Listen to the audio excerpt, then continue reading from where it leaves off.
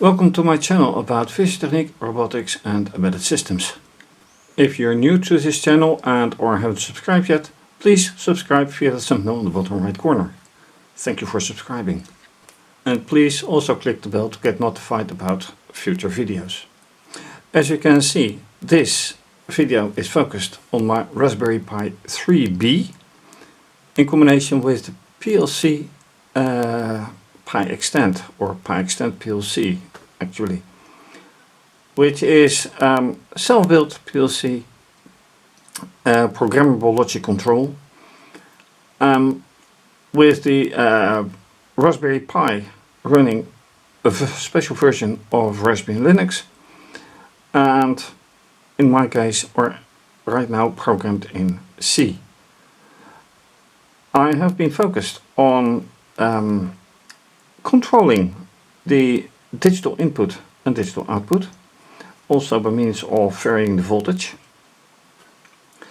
And the last thing I did last time was checking the pulsewidth modulation, and there things didn't quite go as I had hoped.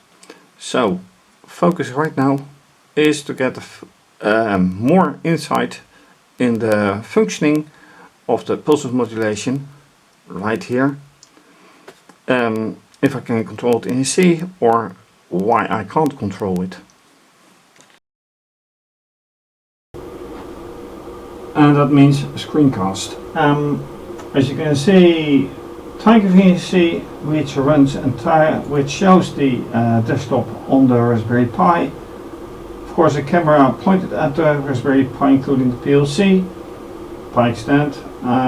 Camera pointed at the oscilloscope showing pulsewidth modulation, but not the way I like it, and SSH to boot anything.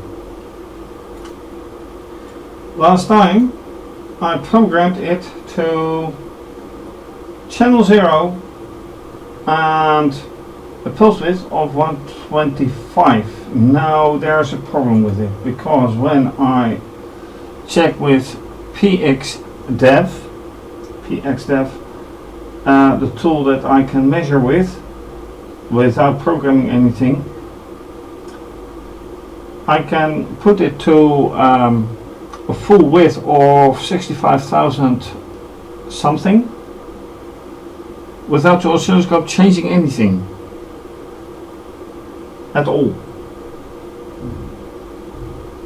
So, and of course I can change both channel 1 and 0 and 1, so let me just for sake of doing things, no, that's not correct, this is better. So now I make this channel 1, channel 1, channel 1, and it will be just 1/2 second. I don't like that, I want it longer. Let us add 1/2 second.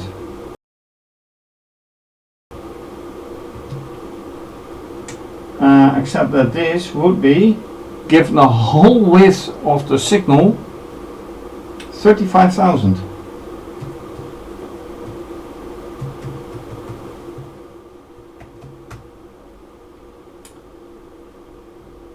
And something should be visible here for 1/2 second. And the time is set to 10 milliseconds. So it should be something to view. That is compiled correctly. Go. And yes, I have to go to through the whole routine. I don't mind. And no, I'm not measuring any of relays or digital input this time, just the pulsewidth modulation.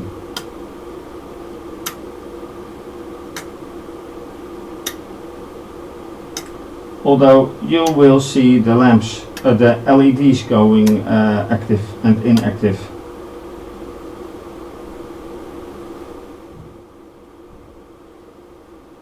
Analog inputs not being measured. although this is not the way I expect it to be, because the analog input isn't changing, so that is weird in itself. Now I should have seen something, which I haven't, and that is worth noticing and investigative. When other things fail, introducing a servomotor connected to the Pulsewidthmodulation, ground at 5 volts. Also reusing the PiXtend auto tool, going to Pulsewidthmodulation and say something in the order of 35,000.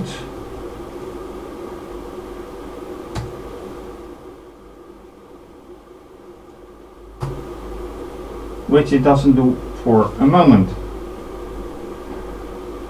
So why doesn't it do anything at all? The top is the speed. Speed is next to, well, let's say just 0.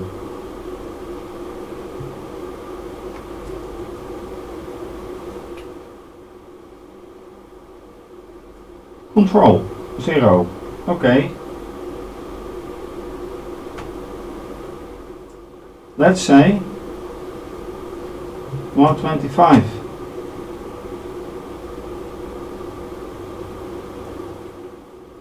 Did it actually do anything?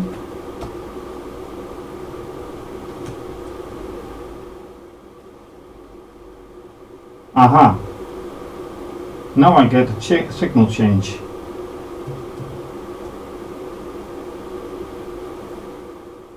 Question is why? Control. Once again, 120. Okay, this is hard to control. 125. 125.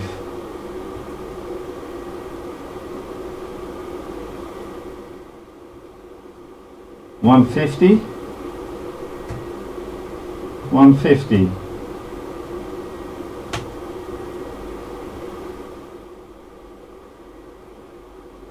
I have a very different situation now. But what is the situation anyway?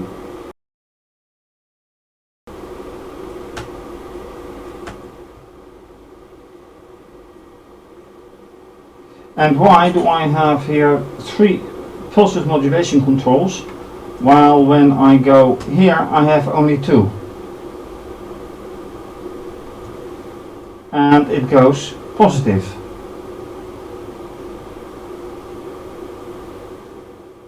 The motor doesn't do anything. I go like, 10 like this.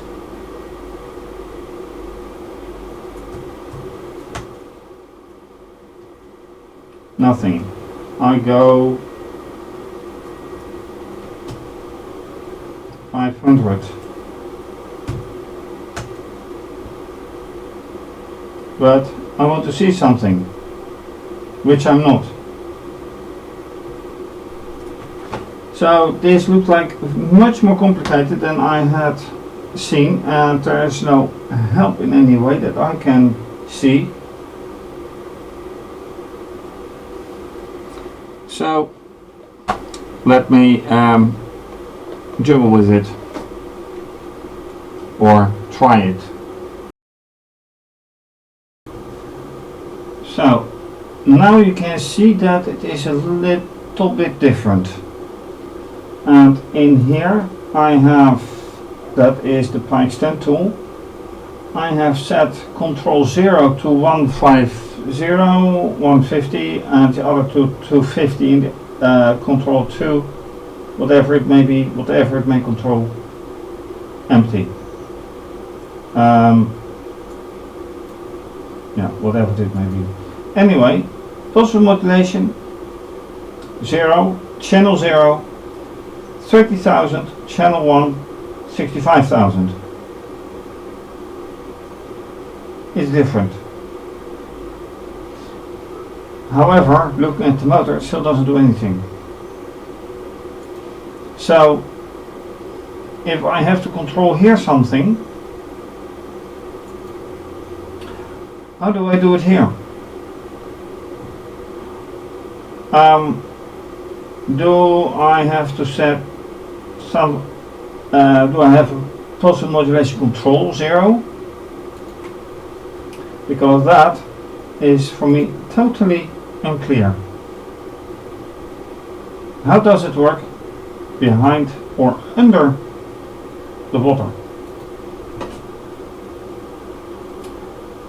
And this was the only thing that I found in the programming tutorial, programming manual. So that doesn't make it any easier. So while there has been a little bit of a change, I also found this, which is actually a readme on everything, and I didn't know it was there.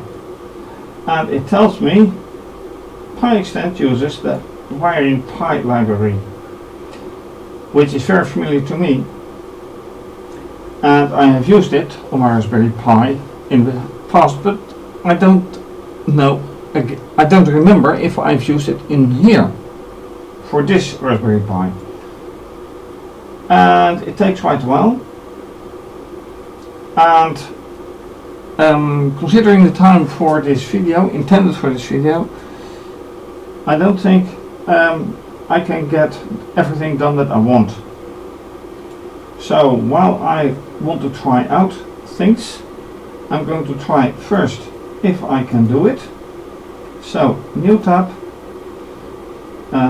exit this one, and then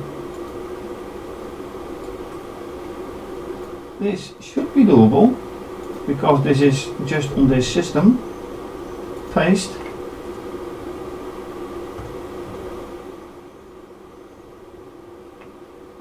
Already is the news version. Okay. Then possibly that I already did it, but let's do it anyway.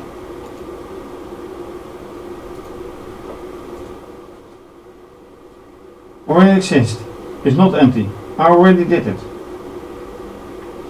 Then going here, why haven't I used it?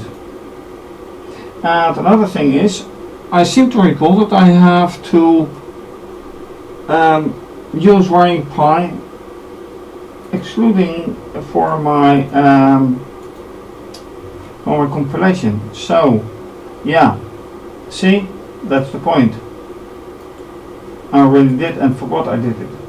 That's the whole thing. So if I already have it, why doesn't it work? That's a good question, and I can't answer it right now. So,